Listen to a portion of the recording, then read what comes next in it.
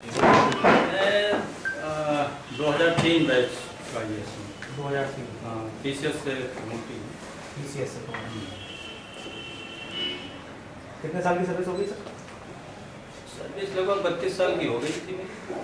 उसके बाद मैंने तो यूपी में ही रहे कि बाहर भी? मैं PCS ऑफिसर था, इसलिए यूपी का 83 बैच का PCS ऑफिसर। 83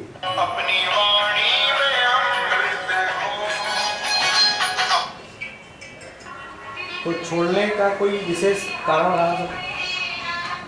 देखिए ऐसा है कि राजनीति जो है वो कार्य करने का एक बहुत बड़ा विस्तृत फलक क्षितिज जो भी कह दीजिए विस्तृत आधार प्रदान करता है और प्रशासनिक अधिकारी के रूप में काम करने की सीमाएं कम होती हैं। हम उससे ज़्यादा अपना काम करने का क्षेत्र में मेरी रुचि थी। प्रशासनिक सुधार आयोग के अध्यक्ष कब बने आप? नहीं, मैं प्रशासनिक सुधार विभाग में सलाहकार हूँ। सलाहकार हैं? हाँ। प्रशासनिक सुधार विभाग जी, ये किसके अंडर में काम करता है? ये मुख्यमंत्री के अधीन है, मुख्यमंत्री जी उसके मिनिस्टर हैं। तो सलाहकार आप कब बने सर? सलाहकार का आदेश मेरा हुआ है 14 जून 13 में। अभी तक आप लोगों ने कोई आपने अपनी तरफ से कोई ऐसा प्रोजेक्ट या कोई सलाह या कुछ सबमिट किया है तो सीएम साहब? देखिए ऐसा है, सलाहकार के नाते हम लोगों का मुख्य कार्य होता है कि क्षेत्र में देखें और क्षेत्र में जो प्रशासनिक समस्या या बातें आती हैं तो मुख्यमंत्री के सामने रखा जाता है। किसी भी विभाग की हो, बिजली समस्या, सड़क संबंधी, ग्रामीण विकास संबंधी या जो योजनाएं विभिन्न चल रही उत्तर प्रदेश सरकार की, उसमें कहीं कोई क्रियान्वयन स्तर पर समस्याएं आ रही हैं, किसानों की समस्याएं हैं, पर सुझाव दिए भी गए हैं और कई मुद्दे पर सुझाव दिए गए हैं। और विशेष रूप से जब ये जनहित गारंटी अधिनियम हो रहा था, इसमें तमाम बिंदुओं पर बताए गए। अभी मैं गाजीपुर गया था 2 महीने पहले, तो वहाँ किसानों ने एक बड़ी प्रमुख समस्या रखी थी कि बिजली तो आती है लेकिन किसानों को ज़्यादातर बिजली रात को दी जाती है। तो ठंडी की रातों में आप समझ सकते हैं कि सिंचाई कितना दुरूह काम है।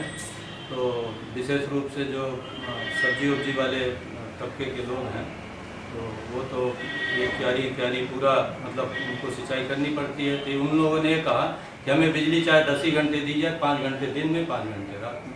तो उस बात को रखा गया था और मुझे प्रसन्नता है कि वो हो भी गया। इसी ढंग से जो चीज़ें संज्ञान में आती है क्षेत्र से सुझाव मिलते हैं। कोई बड़ा सुझाव जिस पे अमल किया हो सरकार ने? एक तो ये गाजीपुर वाला आपने देखिए, एक तो जनहित गारंटी का जो है वो तो बड़ा काम है। हमारे 32 विभाग उस पर सेवा उसमें आ गए जनता के कि समयबद्ध सेवाएं आपको दी जाएंगी। तो बड़ा कार्य है प्रशासनिक सुधार विभाग। ये तो मायावती के कार्यकाल में भी था? नहीं, मायावती के कार्यकाल में सीमित विभाग थे उसमें। नहीं, इतने ही थे, 30 थे। नहीं, 32 विभाग कर दिए गए और तमाम चीज़ें उसमें कवर कर दी गई। विशेष रूप से सरकारी कर्मचारियों का कोई उसमें एजेंडा नहीं था, वो सारे कवर कर दिए गए। आपका मेडिकल लीव है, आपका अर्न लीव है, आपकी छुट्टियां हैं, आपके पेंशन हैं, क्योंकि सबसे ज़्यादा मुकदमे शासकीय कर्मचारी ही लेकर के हाई कोर्ट और ट्रिब्यूनल इन सब में जाता था, समयबद्ध निस्तारण न होने के कारण। और तमाम कार्यालयों में इनके मामले प्रकरण लंबित रहते थे। अभी अलीगढ़ में आप कितने दिन से हैं? अलीगढ़ तो मैं अभी पिछली बार एक कार्यक्रम में आया था प्रदर्शनी, आज पहली बार। नहीं, यहाँ 2 दिन से स्टे? नहीं, आज ही आए? हाँ। यहाँ कोई कार्यक्रम?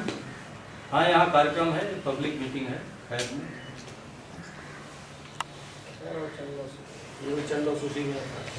आप आगरा से आ रहे हैं सर? मैं फिरोजाबाद से आया। फिरोजाबाद से? सब जानकारी गलत नहीं जा रही है? नहीं, वाया आगरा।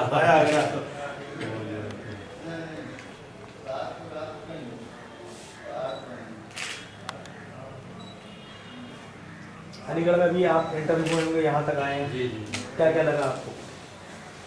उन्होंने पहले तो यातायात की थोड़ी समस्या लगी कि कुछ थोड़ा सा नगर पालिका या नगर निगम जो भी है, सफाई की भी समस्या मुझे लगी।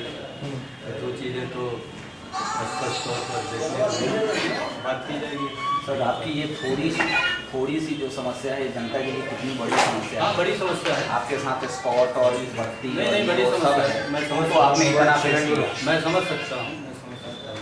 और वैसे तुम्हारे साथ कोई रेगुलर स्पॉट नहीं रहती, वो तो जिले की सीमा में जब भी जाते हैं जनपद के कार्यक्रम में। बाकी तो मैं एक ही गाड़ी से मूव करता हूँ। अधिकारी रहा हूँ तो कोई बहुत ज़्यादा काम धाम की मुझे आवश्यकता भी नहीं पड़ती, मैं महसूस करता हूँ इस चीज़ से। तो मैंने यातायात तो है प्रमुख समस्या, इधर से आया हूँ शासनिक गेट तरफ। थोड़ा सा जिस ढंग से अलीगढ़ आपका मंडल मुख्यालय है और MU का केंद्र है, भाई पूरे विश्व में एक भौतिक नेतृत्व दे रहा है आपका ये जो है, तो उसके अनुसार तो बढ़िया शहर होना चाहिए। थोड़ा सा लगा कि अब हम तो इलाहाबाद के रहने वाले हैं, जहाँ का प्रदेश दूसरे ढंग का है। सर कोई नंबर मिलेगा आपका जिससे हाँ, हम लोग नंबर कभी मेरा है, वापस- स्वागत है कभी 800 हाँ। 493 1950। तो सर आपका जो दर्जा है वो कैबिनेट का है कि जी करने लगा।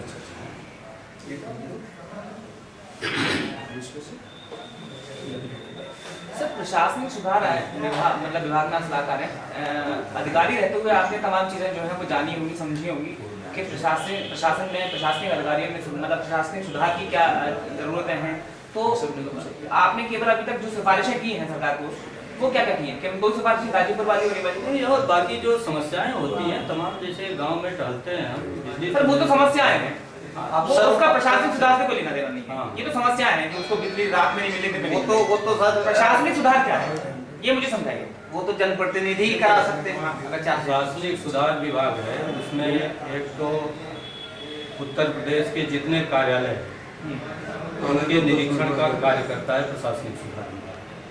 और जो भी कार्यालय पद्धति है, कार्यालय के जो नियम कानून है, उसके अनुसार कार्यालयों का संचालन हो रहा है कि नहीं हो रहा है, ये काम प्रशासनिक सुधार विभाग देखता है। उसके लिए मंडल स्तर पर हमारे इंस्पेक्टर हैं, उसका एक निदेशालय भी है, प्रशासनिक सुधार निदेशालय निरीक्षणालय है वहाँ पर, जिसमें बैठता है chief inspector of offices, Allahabad में उसका ऑफिस है।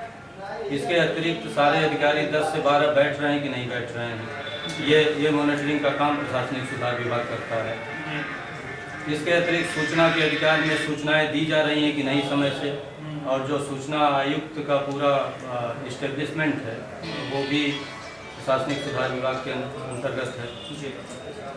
इसके अतिरिक्त ये जो जनहित में जनता को चीज़ें सही समय से डिलीवर हों, सही समय पर उनको उनके कार्य हो जाएं, ये प्रशासनिक सुधार इसके लिए व्यवस्था करता है। इसके लिए तो बताया ही मैंने कि अधिनियम व्यवस्था, लेकिन इसमें एक सवाल ये निकलता है कि ऐसे तमाम सारे अधिकारी हैं जो जनता की समस्याओं को तवज्जो नहीं देते, तो क्या आपका विभाग जो है उन अधिकारियों की रिपोर्ट में आता है? 10 से 12 तो बैठ ही नहीं पाते। उन अधिकारियों के बारे में जानकारी होती है तो उनके विरुद्ध कार्रवाई भी होती है, उनको सचेत भी किया जाता है। उनके विरुद्ध जो कुछ करना सुनना हो, कहा सुना नहीं जाता है प्रशासनिक सुधार विभाग से, ये तो कार्रवाई में चलती है। सर उसमें एक और कहा जाता है कि 10 से 12 वो अपने ऑफिस में बैठते हैं। हाँ। 11 बजे डीएम साहब मीटिंग बुला लेते हैं, डीएम साहब खुद ही 2 बजे पहुंचते हैं। ऐसा है निर्देश वो तो यही बेचारे है फाइल लेके कलेक्ट्रेट में बैठते रहते हैं, विकासभवन छोड़ के। देखिए, जिन तिथियों में बैठना है, हर अधिकारी के लिए तिथियां भी निर्धारित हैं कि जिलाधिकारी को कितने तिथियों में बैठना है और बाकी लोगों को कितनी तिथियों में बैठना है। और ये भी निर्देश है कि उन समय और उन तिथियों में कोई भी बैठक न बुलाई जाए। कहीं कोई जो आपके विभाग के इंस्पेक्टर हैं जिनके पास जिम्मेदारी है निरीक्षण की, वो किसके अधीन